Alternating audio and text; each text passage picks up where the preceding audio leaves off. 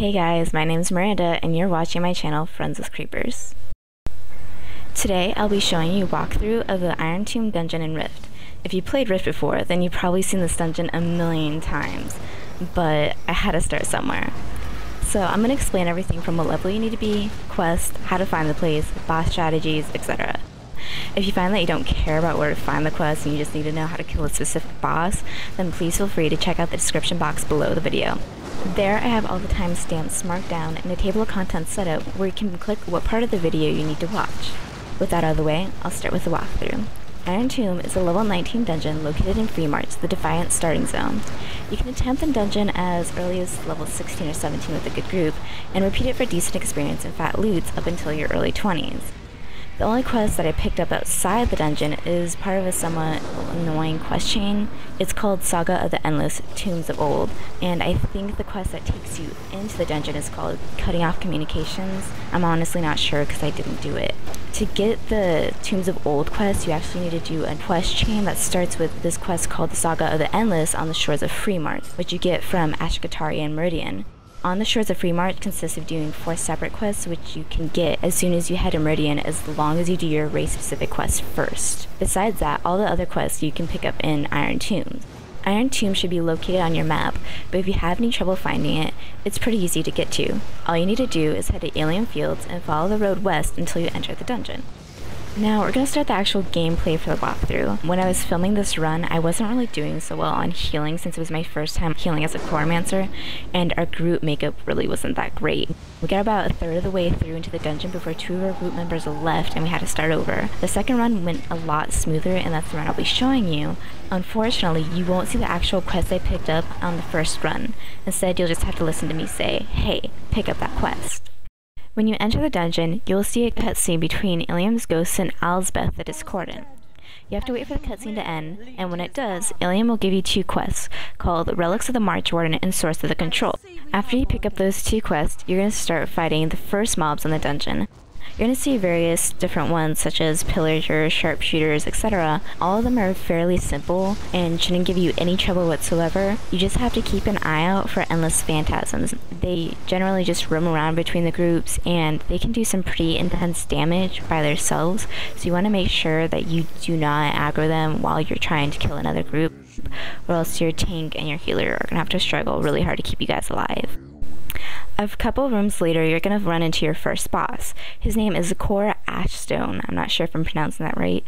But Ashstone is up on some stairs, and you'll see that I marked the stairs. They're on the right, and I highlighted that entire area because he tends to patrol the area. You want to be careful that you do not pull him while you're actually killing other groups of mobs that stand on the area. Otherwise, you're probably going to wipe. Killing Ashstone is fairly easy since he's a tank and spank boss. You just have to keep an eye out for his stacking debuff called Jagged Wounds. Honestly, it doesn't do that much damage as long as you burn him down very quickly. If you were to allow it to go on longer, it would do more damage and you'd have to worry about it.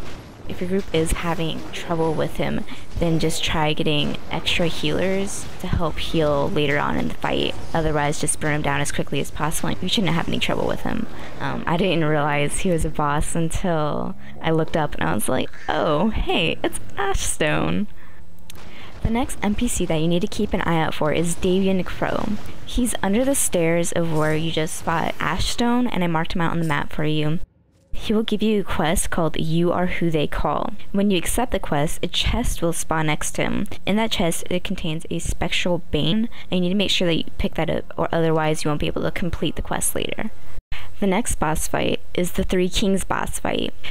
You'll notice that I marked it on the map, and it is just a little ways after Davian Crow. When you start the boss fight, you're going to have to fight Humbart the Bold. He's very easy, it's just as long as you remember 2 things. He has a frontal cleave and a knockback, meaning you want your tank to tank him facing away from the group and have the tank's back up against a statue so that he doesn't get knocked back. When you kill him, you'll have to kill Derribec the Magus. He's fairly easy, he just has a nuke spell called Life Rend that can cast on anyone in the group. Just make sure that your healer is alert and keeps an eye on everyone's health for this next fight. Laric the Ascendant will spawn after you kill Derribec. He has a heal, so just make sure to interrupt whenever you see Unholy Mending being cast. Once you kill Laric the Ascendant, you'll have to fight all 3 of them at the same time. This is fairly simple as long as you remember a kill order. You need to kill Laric first since he has a heal, then you need to kill Derribec since he's a mage and he does some pretty serious damage, then you'll need to kill Humbart because he's attacking you and that's not good, right? Just make sure that your tank grabs Humbart and Laric first, and then goes over to Derribec because he's a ranged attacker. Other than that, you shouldn't have a lot of trouble, as long as you remember the kill order, which my group didn't. After you down all 3 of the bosses, you'll then see a spectral trap activate on the floor. It's this giant big blue circle with light coming out of it. Yeah, it's pretty hard to miss. This is for the quest, You Are Who They Call, and you're gonna have to use the Spectral Bane that you picked up earlier to capture Spectral Screamers, I believe they're called, and lure them over to the light. You can see that I didn't do it right, and I was just like spam clicking it because I was like, why isn't this working? It's because you need to right click it, not left click it. Yeah, my bad. You will have to collect 10 Spectral Screamers before a little lever will appear on the floor. When you pull the lever, a chest will appear, and it has some free loot in it. After you loot the chest, you can go and talk to Tobias Leighton. Tobias will give you a quest called Laid to Rest, which you'll end up doing later. In the following room, you will find these giant masses of stuff called death shards. These can be tricky for an unsuspecting group, and if your healer can't keep up with incoming damage, then you'll have to try a different tactic than just beating it down, letting everything spawn. Groups of mobs will spawn every 20%, so you want to stop attacking about 60% and 20%, or just till 0% because nothing spawns at 0. This will allow you to kill 2 groups of the mobs at one time without having to worry about too much damage. This next part is for if you grabbed the quest earlier called Saga of the Endless Tombs of Old, something like that. It might be cutting off communications. I just might be a liar. I don't even know.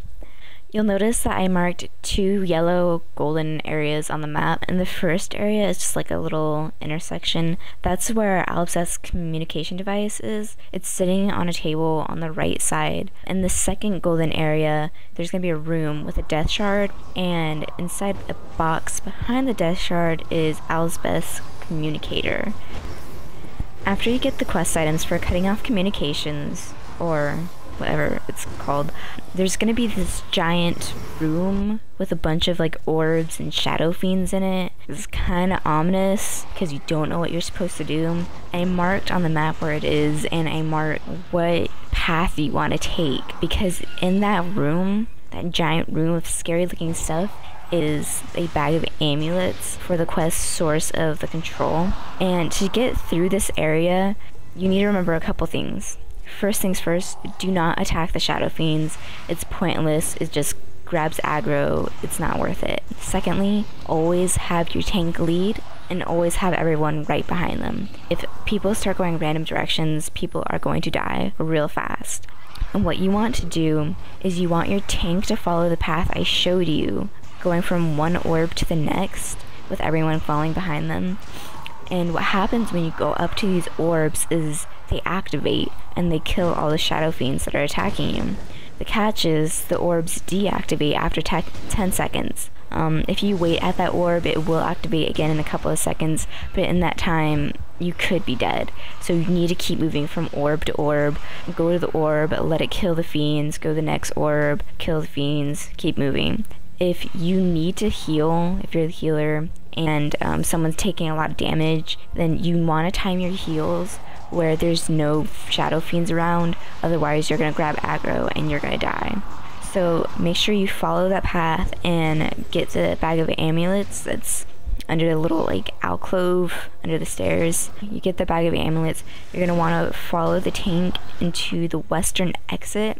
It's important that you go through the western exit because that's where you turn in your quest for Ilium. When you're there, you want to destroy the death shards, and when you do, Ilium's ghost will appear, and you will want to turn in the quest Source of the Control to Ilium's ghost. Make sure you stop for a moment and loot the chest. It has a sturdy pouch in it. I don't know what it has because I didn't stop and loot it. So you're gonna go up the stairs, and oh hey, it's Ragnoth the Despoiler. He's a fairly quick and easy boss fight. All you have to remember is 3 things. depending on who you are. If you're the healer, you'd remember that he has a spell called Gout of Flame, which can nuke anyone in the group, so just keep an eye out for anyone's health dropping. If you're the tank, you need to make sure that you remember he has Chaotic Flame, which is a frontal cleave. You want to tank Ragnoth away from the group. Most of all, everyone needs to remember that he has a spell called Flame of Ragnoth, which will pretty much kill everyone unless you pay attention. When Ilium's ghost appears, he'll create like a little safe zone of light for you. So when he appears, just make sure you huddle up next to him and you will be safe. That's about all there is to killing Ragnoth. And when you kill Ragnoth, you will be greeted by Ilium's ghost, and you'll be like, hey, thanks for killing him, you know, 'cause that was important. You'll complete the quest, but it won't appear in a quest log type thing. You'll need to click the icon at the top of your screen, turn the quest there. Apparently you can repeat the quest over and over again each time you do the dungeon, but you will not receive the loot from it, or the items I should say. So that's all there is to it. I hope you enjoyed the video. I hope you found it helpful. If you like the video, please hit the like button, comment on it, subscribe, because that would help me a lot. Next, I'm going to be leveling up a Guardian character and doing Garden of Fae, so keep an eye out for that. I'll try to have it up within the next week easily.